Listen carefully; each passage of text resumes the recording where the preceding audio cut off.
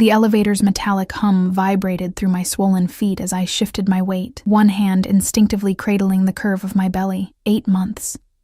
8 months of carrying this secret, this life, this burden that grew heavier with each passing day. The divorce papers felt like burning coal in my worn leather purse, edges already softened from my nervous fingers tracing them over and over during the train ride into the city. I shouldn't have come here. Not to this building with its marble floors and crystal chandeliers. Not to this world that had chewed me up and spit me out 2 years ago. But Marcus's lawyer had been clear. If I wanted this done quickly, cleanly, without complications, I needed to sign in person. No more delays. No more excuses.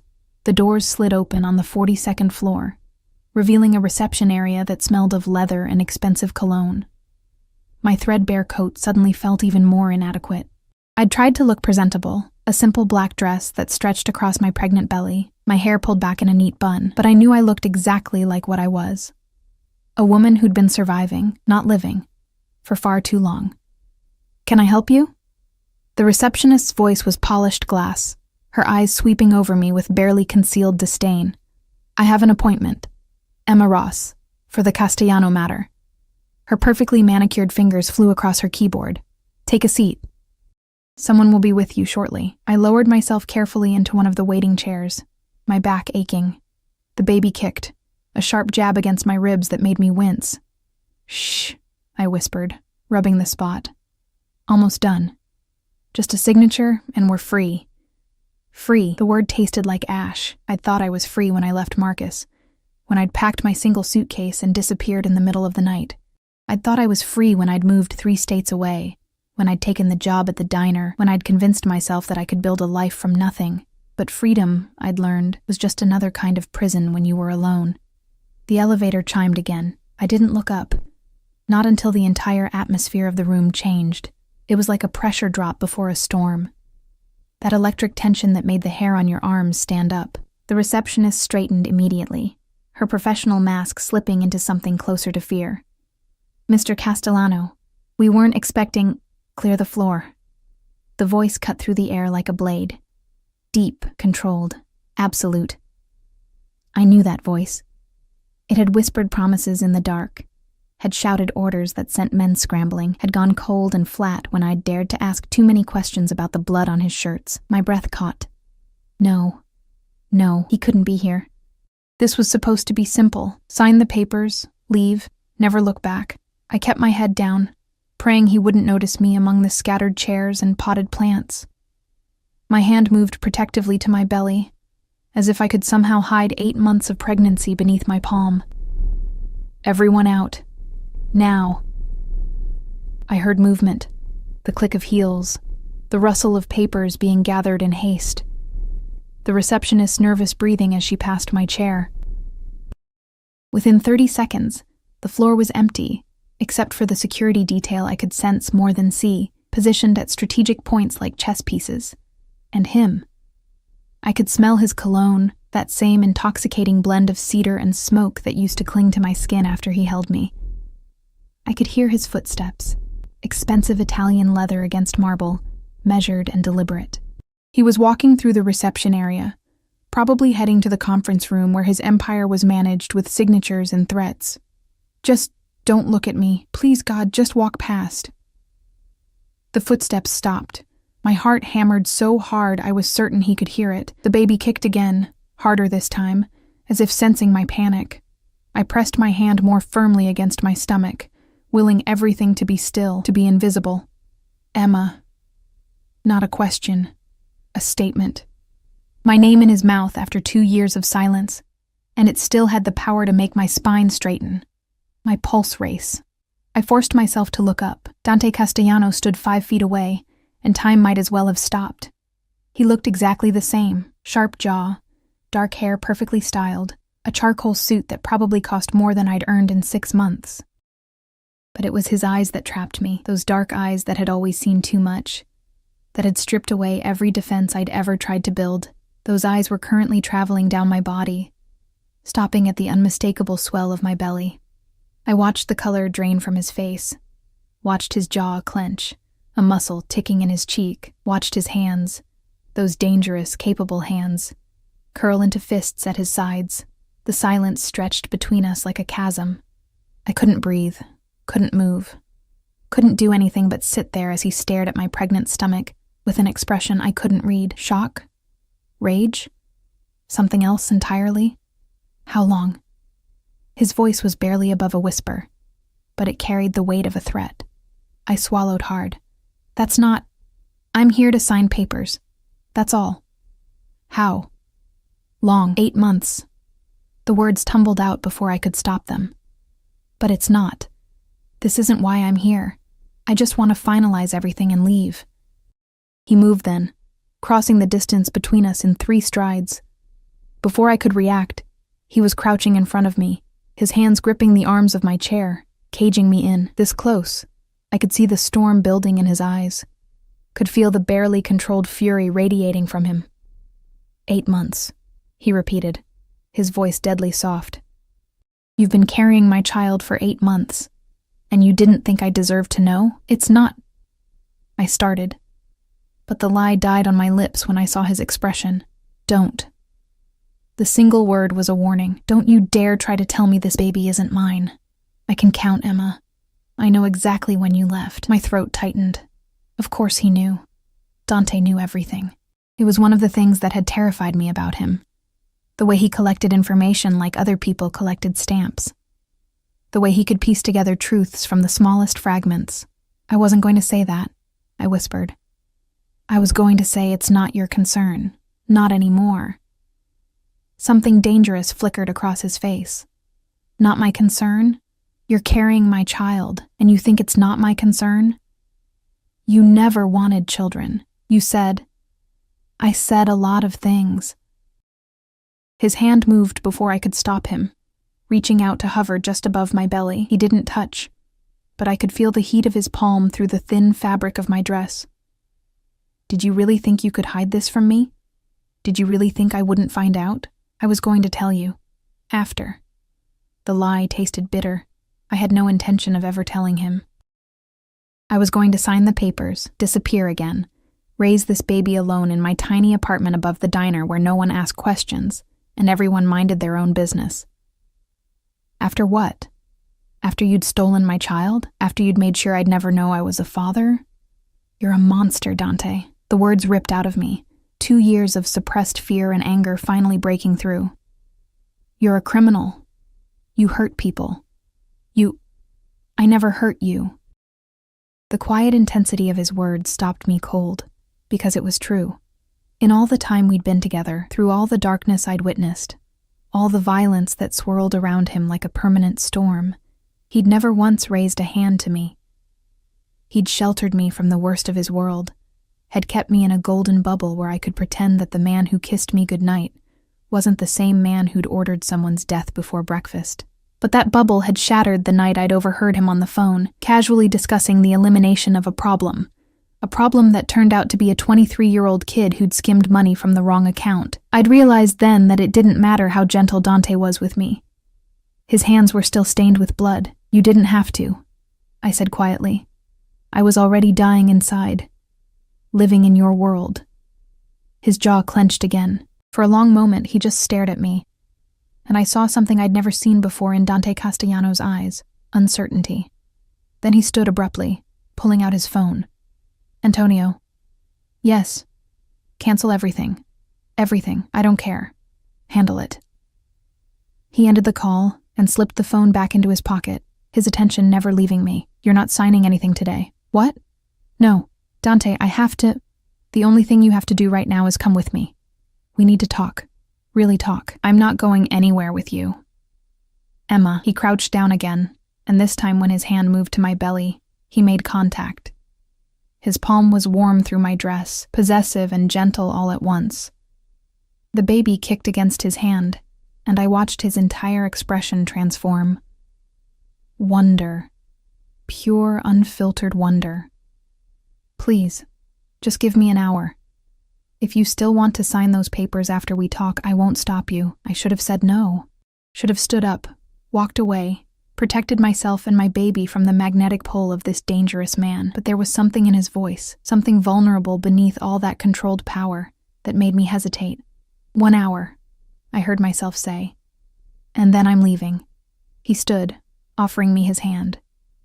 I stared at it for a long moment. That hand that had held weapons, that had signed death warrants, that had once traced my skin like I was something precious and breakable. I took it.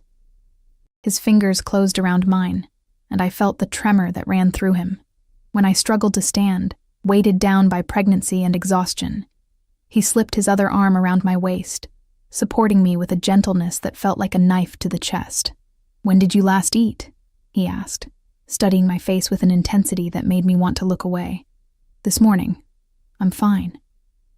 "You're pale, and you've lost weight everywhere except—" He gestured to my belly. "Have you been taking care of yourself?" "As well as I can on a waitress's salary." The words came out sharper than I'd intended, but they had the desired effect. His expression darkened, and I saw the guilt flash across his features. Good. He should feel guilty. He was the reason I'd been surviving on ramen noodles and free diner food, the reason I'd been working double shifts until my feet swelled so badly I could barely walk. "That ends now," he said quietly. "You don't get to—" "Emma."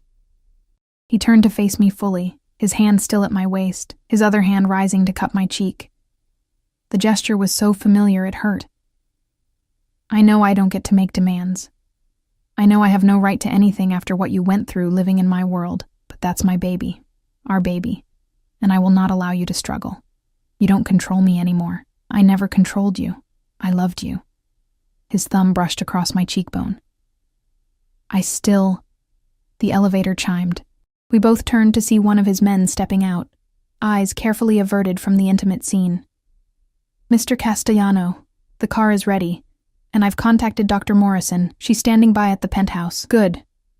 Dante's hand tightened fractionally on my waist. "Let's go." "Wait, what?" "I'm not going to your penthouse. And who's Dr. Morrison?" "My personal physician. You're 8 months pregnant, Emma. You need to be examined. Make sure everything is—" He stopped, and I saw fear flash across his face. Actual fear. "Make sure you and the baby are healthy." The protective instinct in his voice undid something inside me. This was the Dante I'd fallen in love with before I'd learned what he really was. The man who'd brought me soup when I was sick, who'd listened to my rambling stories about nothing, who'd made me feel like I was the center of his universe. But that man was an illusion. The real Dante was the one who ran an empire built on fear and violence, wasn't he? 1 hour, I repeated, my voice barely steady, and I get to decide if I see the doctor. Fair enough. He guided me toward the elevator, his hand never leaving my waist. As we stepped inside and the doors closed, sealing us into that small space together, I caught our reflection in the polished metal. We looked like strangers, and yet, the way his body curved toward mine, protective and possessive, told a different story entirely. The elevator began its descent, and I wondered if I'd just made the biggest mistake of my life, or if maybe, just maybe, I'd made the only choice I could. The car was exactly what I'd expected. A black Mercedes with windows so darkly tinted I couldn't see inside until the door opened. The interior smelled of leather and that cologne that haunted my dreams. And when Dante's hand pressed against the small of my back, guiding me into the seat, I felt like I was stepping into a memory I'd tried desperately to bury. He slid in beside me, maintaining a careful distance that somehow felt more intimate than touching. The driver, a man I didn't recognize, though his posture screamed military training, pulled smoothly into traffic without a word. Another car followed behind us. Security. Always security. You're afraid, Dante observed quietly. I turned to look at him, finding him watching me with that unnerving focus he'd always had. Of course I'm afraid. I'm in a car with a man I've been running from for 2 years. You were never running from me, Emma. You were running from what I am. The distinction felt meaningless, but I didn't argue. Instead, I looked out the window, watching the city blur past. We were heading uptown, toward the glittering towers where people like Dante lived in the clouds, far above the problems of ordinary people. "Why did you come today?" he asked. "To the office, I mean. My lawyer could have sent papers for you to sign remotely. He said it would be faster this way." that there were complications with doing it by mail. He lied. Dante's voice hardened. Marcus has been stalling for months. I didn't know why until now. I turned sharply. What are you talking about? Marcus said you were the one holding things up. Marcus works for me, Emma, not you. He pulled out his phone, scrolling through something with quick, angry movements. He's been feeding you excuses while reporting back to me that you'd gone completely dark, that he couldn't find you to serve papers. The realization hit me like cold water. You've known where I was this whole time. Since 3 weeks after you left. He didn't look at me, still focused on his phone. You think I wouldn't move heaven and earth to find my wife when she disappeared in the middle of the night? Ex-wife. Almost ex-wife. Wife, he corrected, his voice dropping to that dangerous register that used to make my knees weak. The papers aren't signed, Emma. You're still mine. I was never yours. I stopped, my hand moving to my belly as the baby kicked hard. A sharp pain radiated across my lower back, and I couldn't suppress the small gasp. Dante's attention snapped to me immediately. What's wrong? Nothing. The baby it happens sometimes. Braxton Hicks contractions. They're normal. His jaw clenched. How would you know what's normal? When was the last time you saw a doctor? 2 weeks ago, at the free clinic. I lifted my chin defensively. They said everything was fine. A free clinic. He repeated the words like they tasted foul. You're carrying my child, and you've been going to a free clinic. Some of us don't have private physicians on speed dial, Dante. Some of us have to work for a living. You wouldn't have to work at all if you'd just... He stopped, running a hand through his hair in a gesture of frustration I remembered too well. Where have you been staying? That's none of your business. Emma. No. I turned to face him fully, anger finally overriding my fear. You don't get to do this. You don't get to swoop in now and act like you care. Where were you when I was throwing up every morning for 4 months? Where were you when I had to choose between paying rent and buying prenatal vitamins? Where were you when I was so tired I could barely stand, but I had to work a double shift because the diner was short-staffed? I was looking for you. His voice rose, then immediately dropped back to that controlled tone, but I could see the fury burning in his eyes.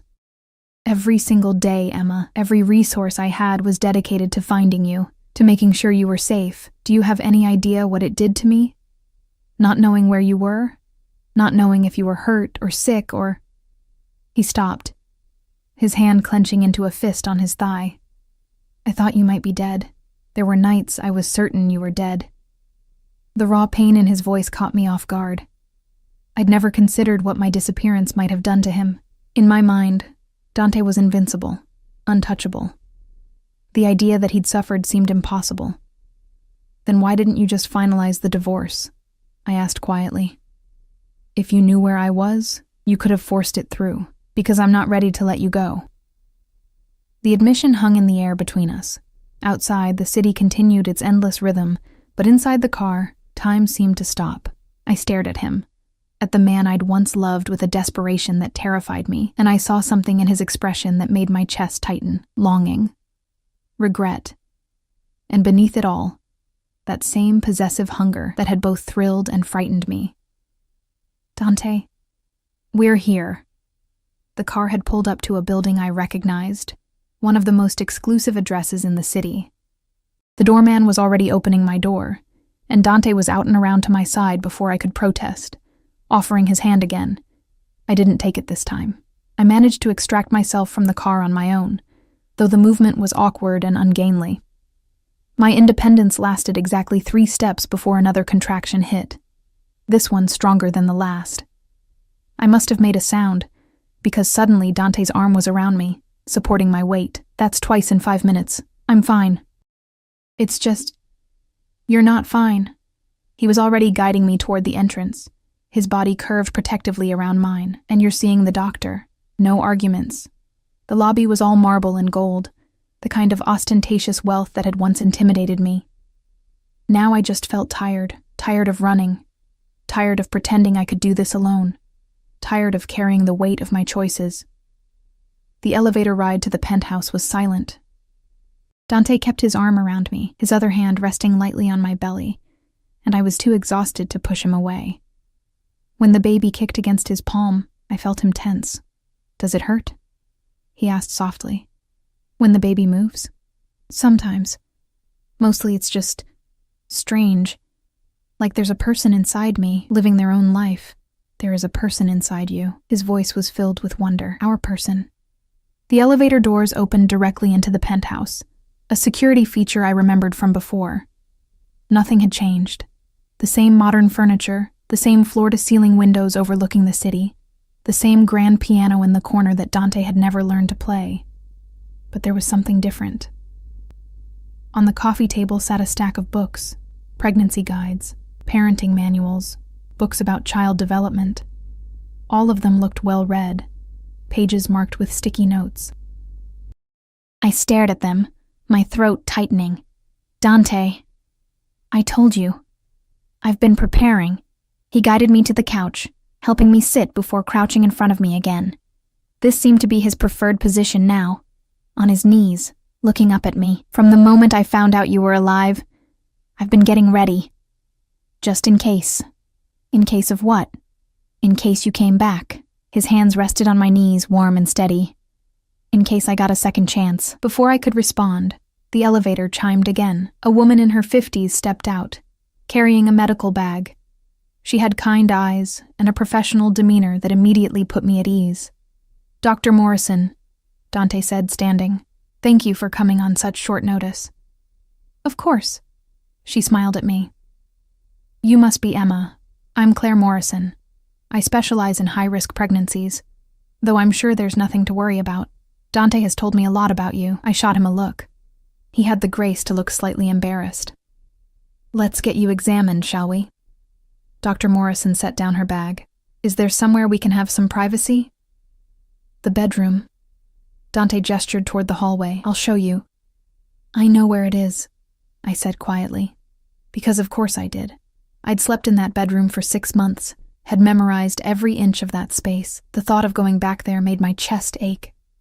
"Doctor."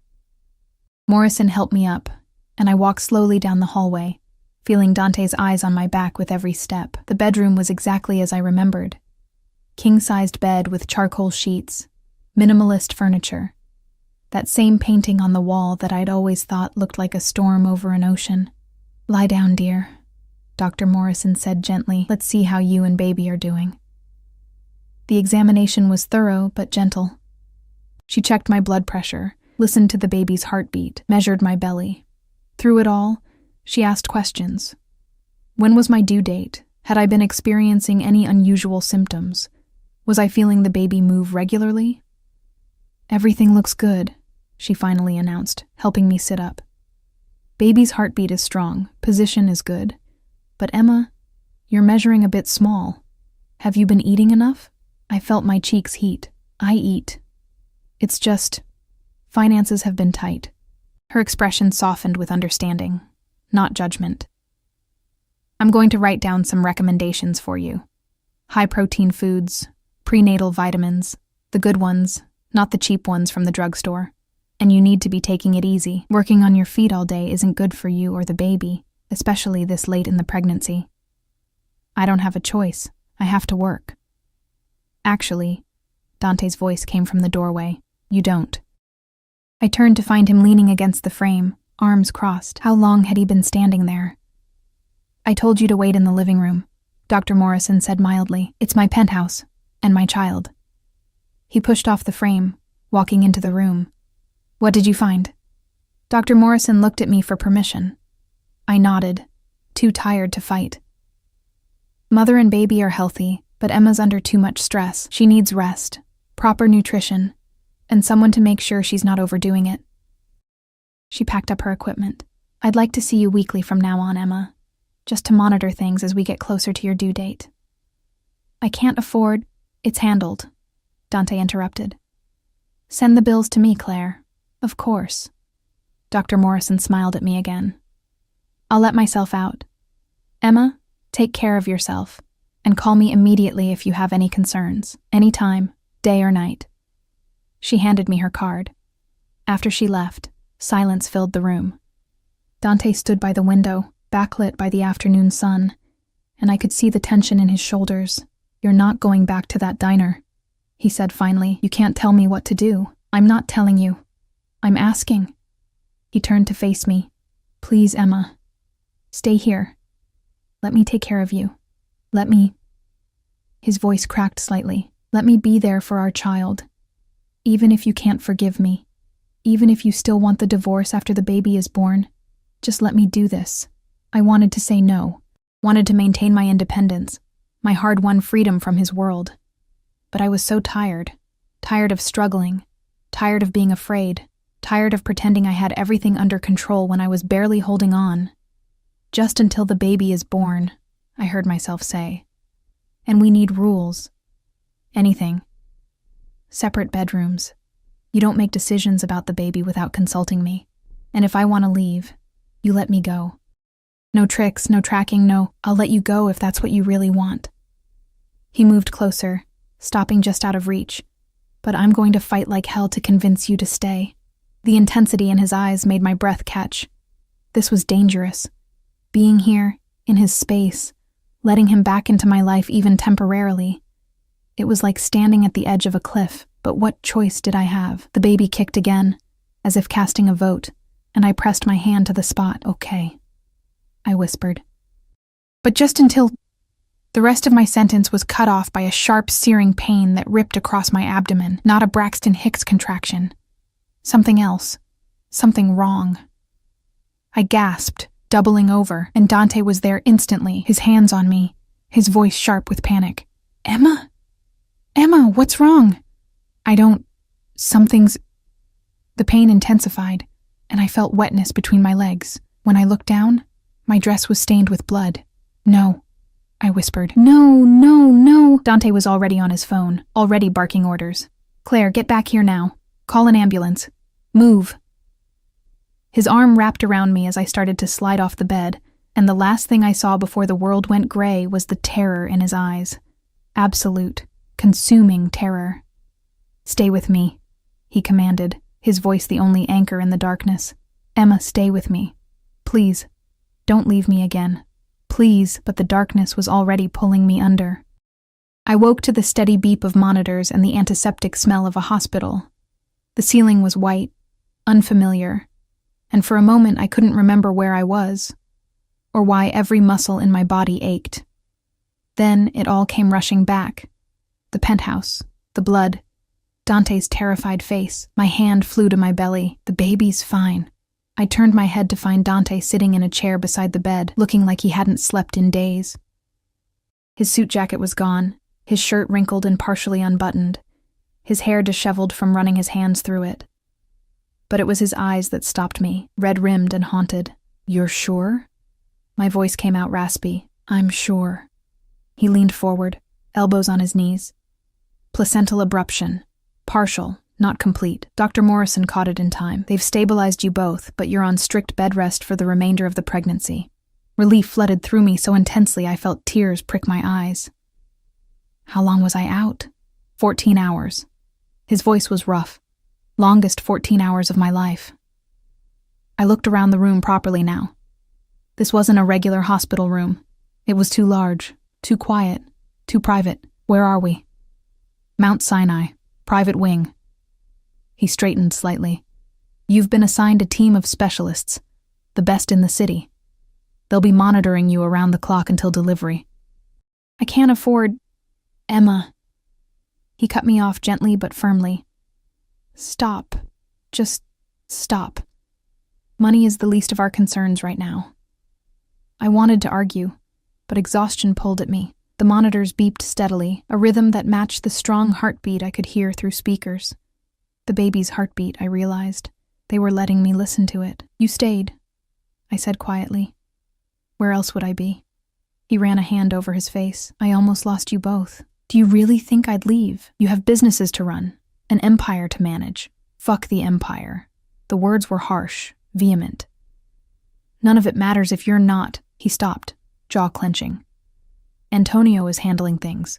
I'm not going anywhere." A nurse came in then, checking my vitals with practiced efficiency. She was young, professional, and clearly trying not to stare at Dante. When she left, the silence returned, heavier now. "You should go home," I said. "Get some sleep." "I'm fine now." You collapsed in my arms, bleeding. "You are not fine. The doctors said you've been working yourself to exhaustion, that you're malnourished, that the stress you've been under could have killed both of you." His voice shook with barely controlled anger. "So no, Emma, you are not fine, and I am not leaving." I closed my eyes, too tired to fight. "I did what I had to do. You should have come to me. You're a criminal, Dante. The father of my child shouldn't be someone who—" I stopped, aware that even hospital rooms might have ears. "Someone who, what, kills people? Runs illegal operations?" He stood abruptly, pacing to the window. "You think I don't know what I am? You think I don't live with it every day? Then why do you keep doing it?" He was silent for a long moment, staring out at the city lights. When he spoke, his voice was quieter. "Because I was born into this life. Because walking away would mean war. Because there are people who depend on me. Families who would be destroyed if the Castellano Empire fell." He turned back to me.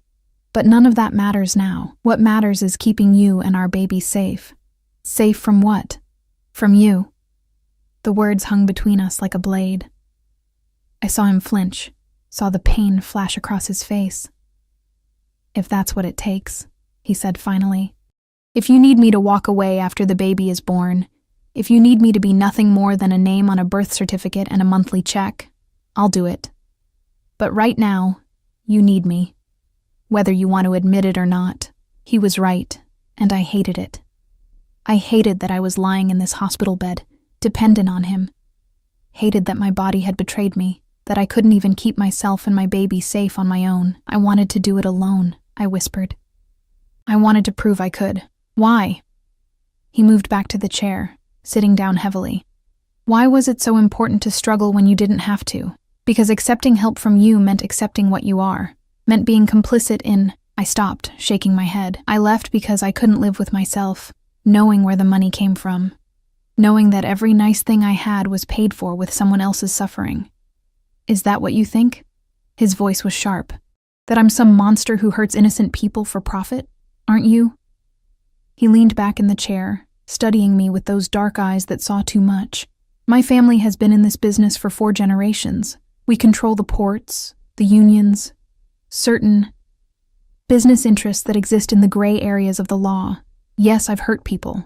Yes, I've done things that would horrify you. But I have rules, Emma. Lines I don't cross." "Like what? You don't kill on Sundays? Like I don't deal in drugs? Like I don't touch human trafficking?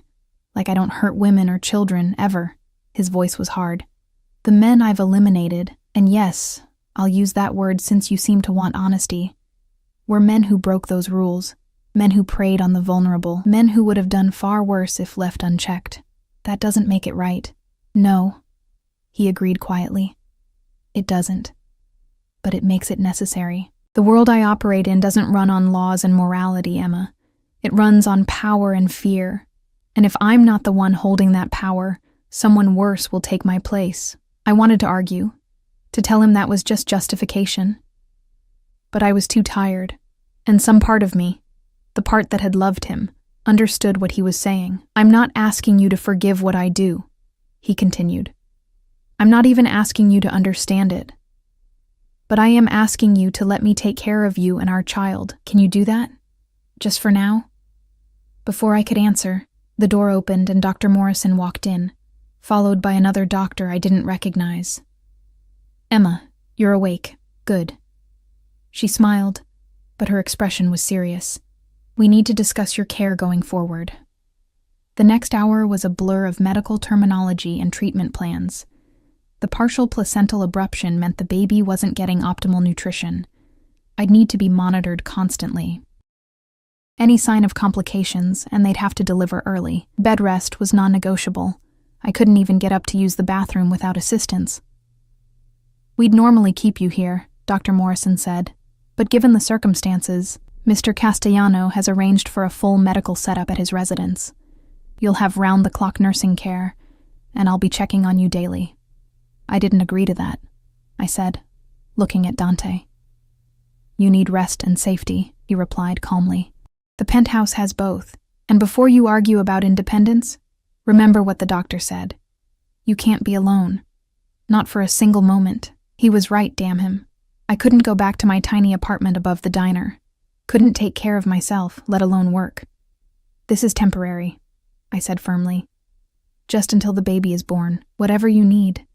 But there was something in his eyes that said he was already planning for more than temporary. They kept me in the hospital for 2 more days, monitoring, stabilizing, making sure the baby's heartbeat stayed strong. Dante never left. He slept in the chair beside my bed, worked from his laptop when I was sleeping, and was instantly alert every time a nurse or doctor came in. On the 3rd morning, they cleared me for discharge. A wheelchair appeared, and Dante was there, helping me into it with a gentleness that made my chest ache. I can walk, I protested. Doctor's orders. No unnecessary strain. His hand rested briefly on my shoulder. Don't fight me on this, Emma. The car was waiting at a private entrance, the same black Mercedes, but this time with a second vehicle full of security. When I raised an eyebrow, Dante's expression was grim. Word is out that I have a pregnant wife. That makes you a target. The reality of his world came crashing back. A target for who? Anyone who wants to hurt me. He helped me into the car, sliding in beside me. Don't worry. No one will touch you. I'll make sure of it. The certainty in his voice should have reassured me. Instead, it reminded me of exactly why I'd run. This life, this constant danger. This was no place to raise a child. But as we drove through the city, Dante's hand found mine, lacing our fingers together, and I didn't pull away. The penthouse had been transformed. What was once a bachelor's minimalist space now had medical equipment set up in the guest room. Monitors, an emergency kit, everything needed for immediate care. A nurse was waiting, a calm woman in her 40s who introduced herself as Patricia. I'll be here during the day, she explained. Another nurse, Michelle, will take the night shifts. We're both experienced in high-risk pregnancies. Dante guided me to the master bedroom.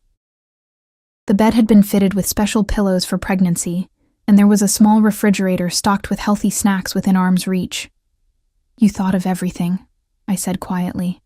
I had 48 hours to prepare while you were in the hospital. He helped me onto the bed, adjusting pillows until I was comfortable. I need you to promise me something. What? That you'll actually rest, that you won't try to do things on your own just to prove a point. His hand cupped my cheek. I know you're independent. I know you hate needing help. But for the next month, can you just let go? Let me take care of you? The vulnerability in his voice undid me. This wasn't the cold mafia boss, the feared Dante Castellano. This was the man I'd fallen in love with, the one who'd shown me glimpses of who he might have been in a different life. 1 month, I agreed. And then we talk about what happens after you've given birth safely, after you've recovered, after... He stopped, his thumb brushing across my cheekbone. After I've had time to show you that I can be what you need. Dante, I know I can't change what I am, but I can change how it affects you. He leaned down, pressing his forehead to mine. Please, Emma, give me this chance. I closed my eyes, breathing in his scent, feeling the warmth of his skin. This was dangerous. Every moment I spent with him, every tender gesture, every glimpse of the man beneath the monster. It was eroding my defenses, but I was too tired to fight, too tired to run, too tired to do anything but surrender. Okay, I whispered. His breath hitched. Then his lips brushed against my forehead, soft and reverent. Thank you. He pulled back, and I opened my eyes to find him watching me with an expression that made my heart stutter. Possession? Yes. But also something deeper. Something that looked dangerously like love. Rest now, he said softly. I'll be right outside if you need anything. He started to move away, but my hand shot out, catching his wrist. He froze. Stay, I said before I could stop myself. Just stay until I fall asleep. The smile that crossed his face was like sunrise. He kicked off his shoes and climbed onto the bed beside me, careful not to jostle me. His arm came around my shoulders, and I found myself curling into his side, my head on his chest, listening to the steady beat of his heart. "I've got you," he murmured into my hair. "I've got you both. And I'm never letting go again." I should have protested, should have reminded him that this was temporary. But his warmth was seeping into me, his presence surrounding me like a shield, and for the first time in 2 years, I felt safe. As I drifted off to sleep, I heard him whisper something else, so quiet I almost missed it. "I love you, Emma." I never stopped.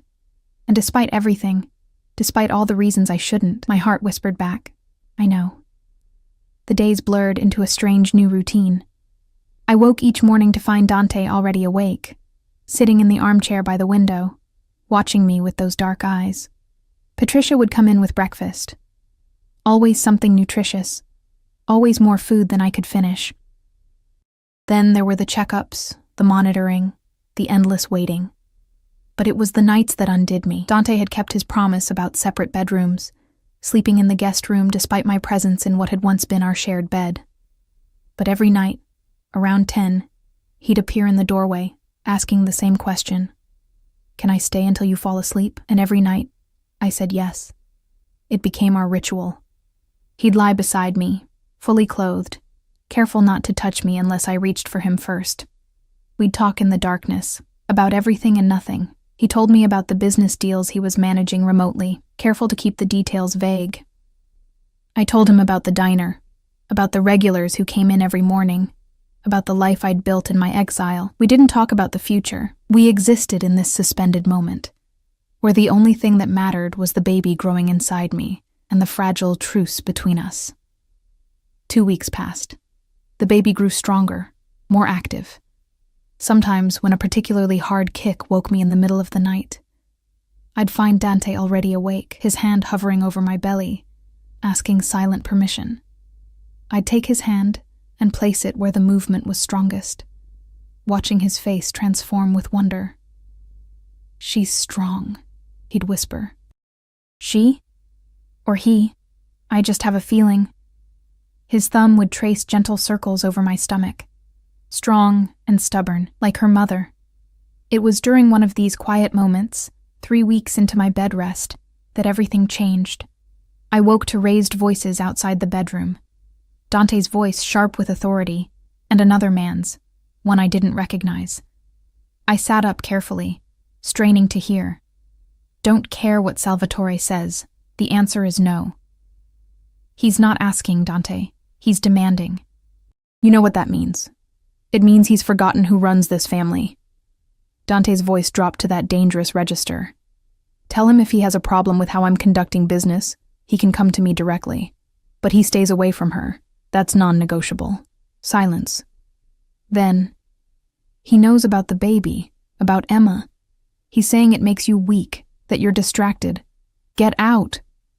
Dante, I said get out. And tell Salvatore that if he or anyone else comes near my wife, near my child, they'll answer to me personally. Do you understand? Footsteps. The elevator chiming. Then silence. The bedroom door opened slowly. Dante stood there, and I could see the tension radiating from him, the barely controlled fury in his eyes. How much did you hear? He asked. Enough. Who's Salvatore? He exhaled slowly, running a hand through his hair. My uncle. My father's brother. He's been unhappy with some of my recent decisions. Decisions like taking time away from business to take care of me. Decisions like refusing to expand into territories that would require methods I'm not willing to use. He came into the room, sitting on the edge of the bed. He thinks I've gone soft, that having a family makes me vulnerable. Doesn't it? I asked quietly. You just said I'm a target. The baby is a target. How is that not a weakness? It's not a weakness. It's a line in the sand. His hand found mine. Before you, I had nothing to lose. That made me reckless, dangerous in ways that even I didn't fully understand. But now, he squeezed my fingers gently. Now I have everything to lose. That doesn't make me weak. It makes me lethal. Because there is nothing I won't do to protect you both. The certainty in his voice sent a shiver down my spine. This was the man people feared. The one who controlled an empire through force and will. But it was also the man who brought me water in the middle of the night, who read pregnancy books with sticky notes marking important passages, who talked to my belly when he thought I was asleep. I'm scared, I admitted. Not of you, of this world you live in, of raising a child surrounded by danger. I know. He shifted closer, his free hand moving to rest on my belly. I've been thinking about that, about what comes after. After the baby is born, after you've recovered. He took a breath. I want us to leave. I stared at him. Leave? What do you mean? Leave the city. Leave this life. At least the visible parts of it. His words came faster now, like he'd been holding them in for too long. I've been setting things up. Antonio can run the day-to-day operations. I can manage the rest remotely. We could go somewhere quiet, somewhere safe. Raise our child away from, he gestured vaguely, all of this. You'd do that? Just walk away? For our family. I'd do anything for you. His eyes met mine, and the intensity there took my breath away. I know I can't erase what I am, Emma. I know I can't undo the things I've done. But I can choose what comes next, and I choose you. I choose our baby. I choose a life where my child doesn't have to grow up afraid. Tears pricked my eyes. Dante, you don't have to answer now. Just think about it. Please. Before I could respond, my phone buzzed on the nightstand. I rarely got calls anymore. My old life had faded into memory, and I had no one left who would reach out. So when I saw the number, my stomach dropped. The diner. Hello? Emma, it's Gary. My old boss's voice was tight with worry. Listen, I don't want to alarm you, but there were some men here today, asking about you. My blood ran cold. What kind of men? The kind that make people nervous. They wanted to know where you lived, when you worked last, if you'd mentioned anything about where you were going. He paused. Emma, what kind of trouble are you in? Dante was already on his feet, his expression dark. He held out his hand for the phone, and I gave it to him without question. This is Dante Castellano, who came to your establishment. His voice was pure authority. I watched him listen, his jaw clenching tighter with each passing second. Description. I see. No, you did the right thing calling. If they come back, you contact this number immediately. He rattled off a phone number. And Gary? Thank you for looking out for her.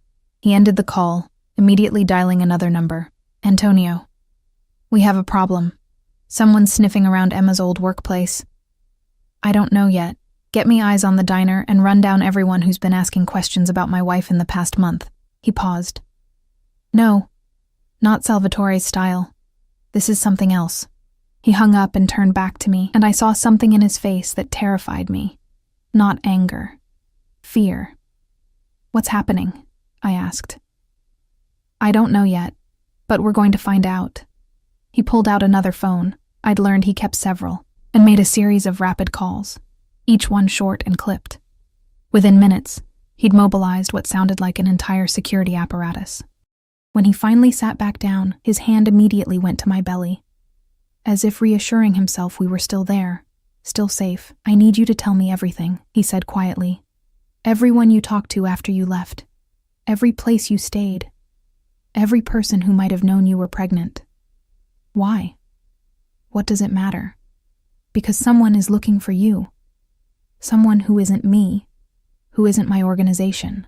His thumb traced soothing circles over my stomach, a contrast to the tension in his voice.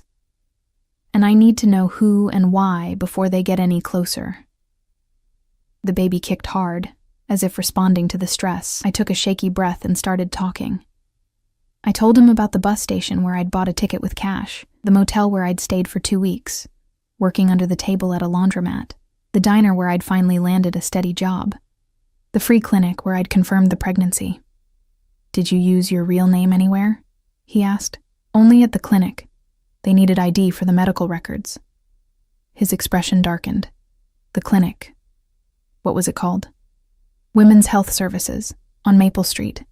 Why? He was already on the phone again. I need everything you can find on Women's Health Services. Maple Street location.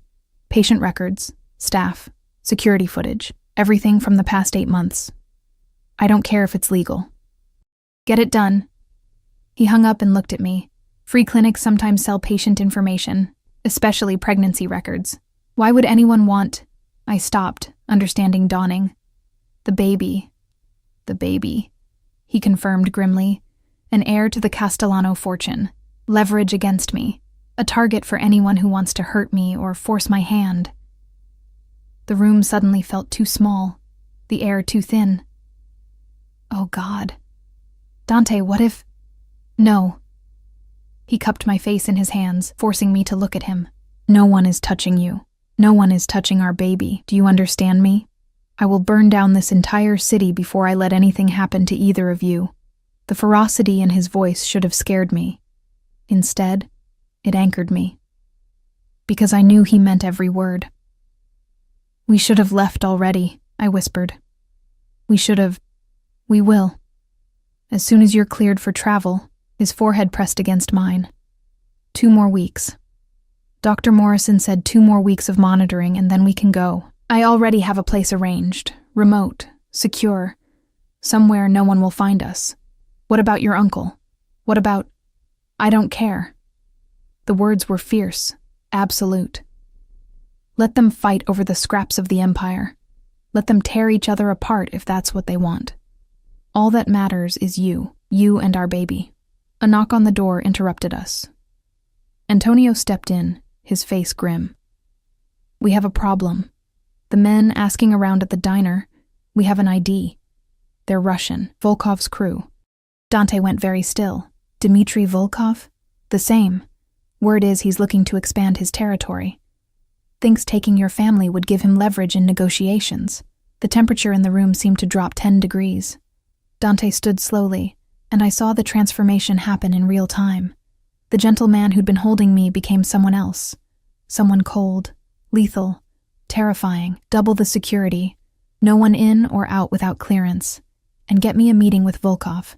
Dante, Antonio started. Get me the meeting. Tonight, if possible. His voice was pure ice. He wants to negotiate? Let's negotiate. Antonio nodded and left. Dante turned back to me, and I saw him visibly force himself to soften, to push back the darkness I'd just witnessed. I have to handle this, he said quietly. But I'm leaving 6 men outside this room. Patricia is here. You'll be safe. You're going to meet with him? The man who's been hunting me? I'm going to make him understand that you're off limits, that this baby is off limits. He leaned down, pressing a kiss to my forehead. I'm going to make sure he never thinks about you again. Dante, I caught his hand. Be careful, please. Something softened in his eyes, always. I have too much to come back to now. He kissed me then, really kissed me, for the first time since I'd walked back into his life. It was gentle and desperate all at once, a promise and a goodbye. And when he pulled away, I saw my own fear reflected in his eyes. I love you, he said quietly. I need you to know that, whatever happens, whatever you decide after all this is over, I love you. The words stuck in my throat. I couldn't say them back. Not yet. Not when I still didn't know if we had a future. He smiled sadly, like he understood. It's okay. You don't have to say it. Just be here when I get back. Where else would I go? I tried to joke, but it came out shaky. Nowhere. Not anymore. He pressed one more kiss to my forehead, then to my belly. Take care of your mama, little one. Daddy's got some business to handle. And then he was gone, leaving me alone with my racing heart and the terrifying certainty that everything was about to change. Again. The hours crawled by with agonizing slowness. Patricia checked on me every 30 minutes, her professional calm doing nothing to ease the knot of anxiety in my chest. I tried to sleep, tried to rest like I was supposed to, but every sound made me jump. Every footstep in the hallway had me holding my breath, waiting.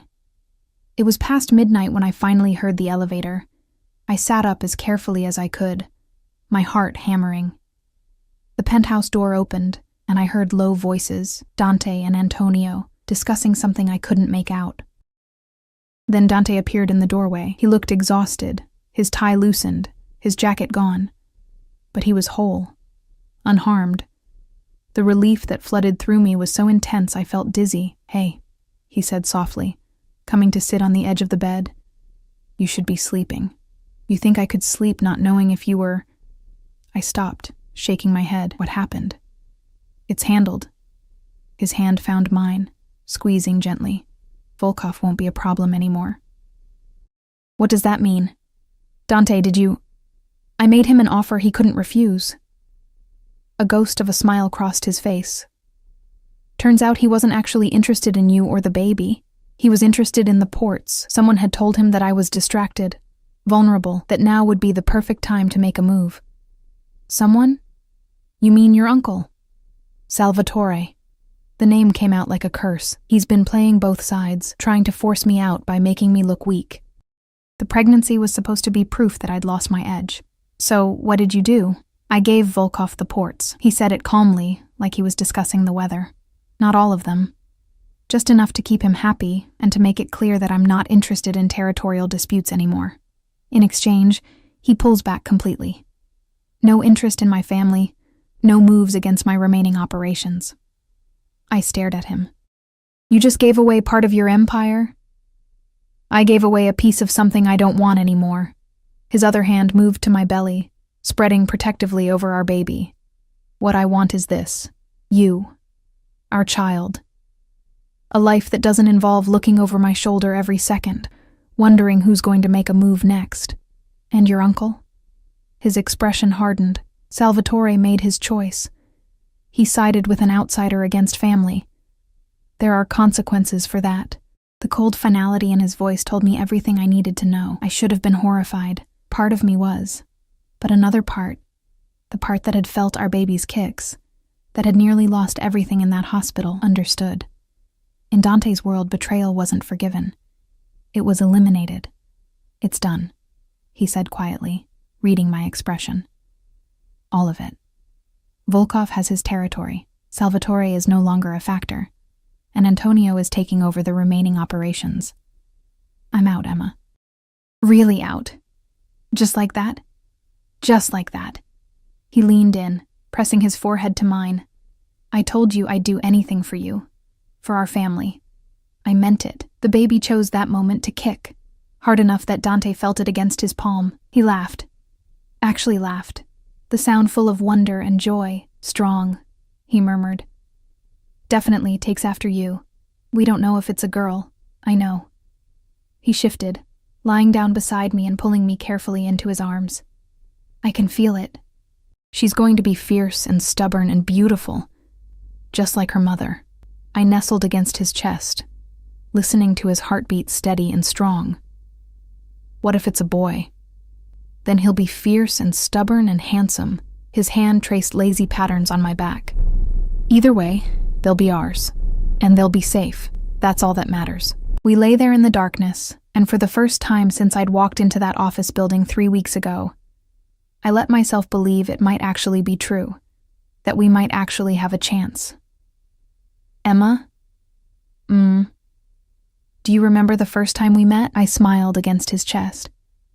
The gallery opening. You spilled champagne on my dress. You told me it was an improvement over the pattern. His voice was warm with memory. I fell in love with you right then. This woman who wasn't afraid of me, who looked at me like I was just another person, instead of Dante Castellano, head of the family. I didn't know who you were then. I know. That's why I fell so hard. His arms tightened around me. You saw me, Emma. Not my name, not my reputation, just me. And when I found out the truth, when I saw what you really were, you ran. Like any sane person would. He pressed a kiss to the top of my head. I don't blame you for that. I never have. But you looked for me, every single day, because even though I understood why you left, I couldn't accept it. Couldn't accept that I'd lost you. He shifted, tilting my chin up so I had to look at him. I know I don't deserve a second chance.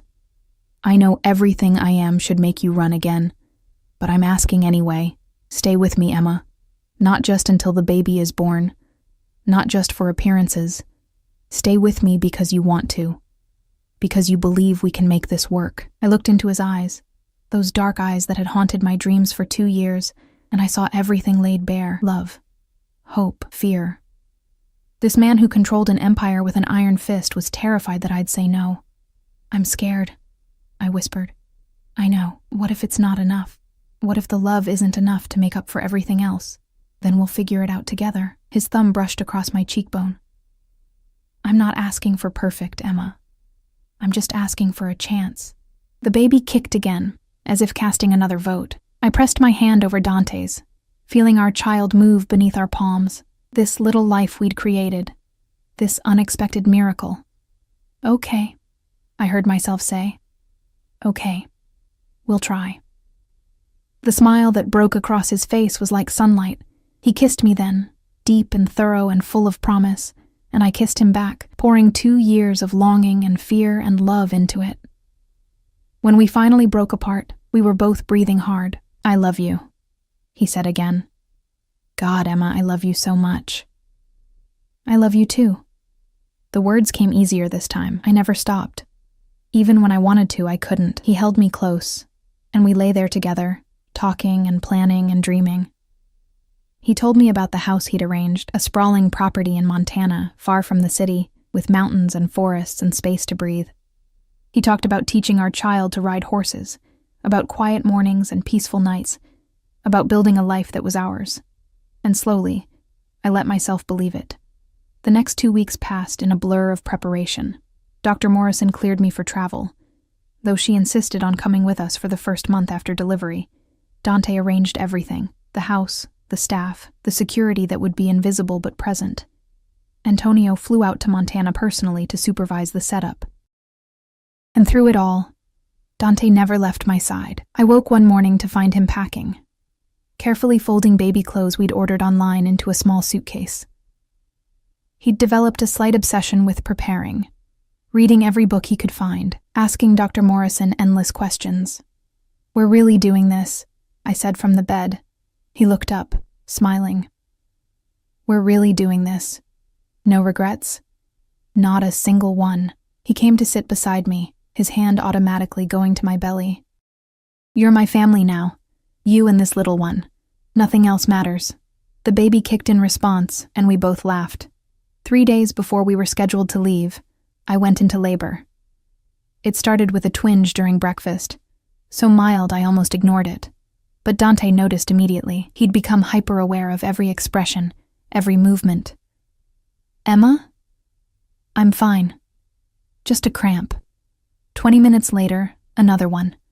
Stronger this time. Patricia was already on her phone, calling Dr. Morrison, and Dante was helping me to the car before I could fully process what was happening. It's too early, I said, gripping his hand as another contraction hit. We have 3 more weeks. Babies come when they want to come. Dr. Morrison's voice was calm through the speakerphone. I'm meeting you at the hospital. Emma, just breathe. Everything is going to be fine. The next hours were a blur of pain and pressure, and Dante's voice, steady and sure, anchoring me through it all. You're doing so well, love, so strong. Just breathe with me. His hand never left mine, even when the contractions became unbearable. Even when I screamed and cursed and told him I couldn't do this, he stayed. His forehead pressed to mine, his voice in my ear, his absolute certainty that I could do this carrying me through. And then, after what felt like forever, and no time at all, I heard it. The sharp, indignant cry of our baby. It's a girl, Dr. Morrison announced, smiling. A beautiful, healthy girl. They placed her on my chest, this tiny, perfect creature with a shock of dark hair and lungs that could wake the dead. I stared at her in wonder, tears streaming down my face, and felt my entire world shift and realign. Oh, I breathed. Oh, Dante, look at her. He was crying too, I realized. This dangerous man who controlled an empire with fear was crying as he looked at our daughter. She's perfect, he whispered, his finger gently touching her tiny hand. She gripped it immediately, her cry quieting. She's absolutely perfect. What should we name her? I asked. He looked at me, then back at our daughter. Sophia.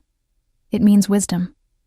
I want her to be smarter than both of us, to make better choices. Sophia Castellano. I tested the name. It felt right. Hi, Sophia. We're your parents. We're probably going to mess this up sometimes, but we love you so much already. She blinked up at me with dark eyes. Dante's eyes. And I fell completely, irrevocably, in love. We left for Montana when Sophia was a week old. The private plane was set up with everything we could possibly need, and Dr. Morrison came with us, just as promised. Patricia, too, because I'd grown attached to her steady presence. When we landed and drove to the house, I caught my first glimpse of our new life. It was beautiful. A sprawling ranch house with views of snow-capped mountains, surrounded by forest and sky. Remote, peaceful, safe. "What do you think?" Dante asked nervously as we pulled up. Sophia was asleep in my arms, her tiny face peaceful. I looked at the house, at the life waiting for us, and then at Dante. "I think it's perfect." He smiled, that full, genuine smile that I'd fallen in love with. "Welcome home, Emma. Home." The word settled over me like a warm blanket. Inside the house was everything we'd planned. A nursery painted soft yellow, a master bedroom with mountain views, a kitchen built for family dinners.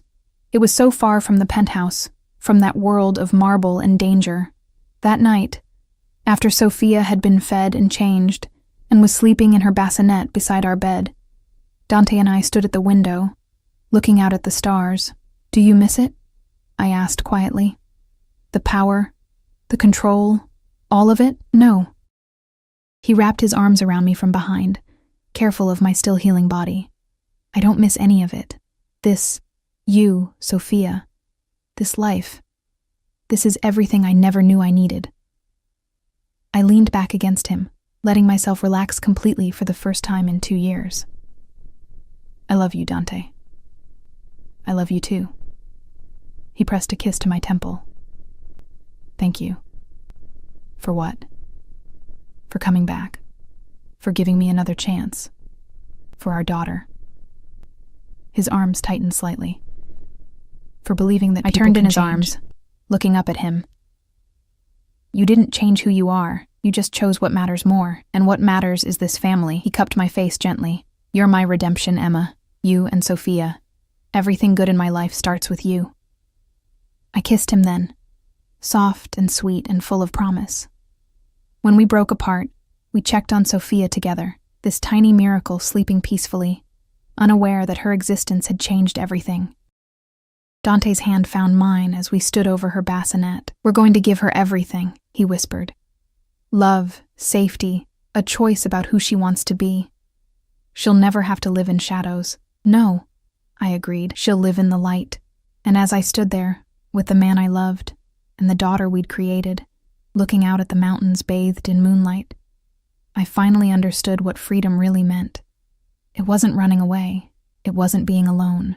It was choosing who you wanted to be, despite where you came from. It was building something new from the ashes of the past. It was loving someone completely, flaws and all, and being loved the same way in return. We'd both been prisoners once, me to my fear, him to his legacy.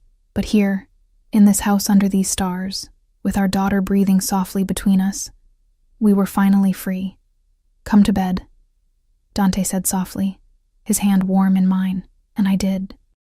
Not because I had to, not because I was afraid to be alone, but because I wanted to, because this was my choice, my life, my family. Our story hadn't started perfectly. It had been messy and complicated and full of pain.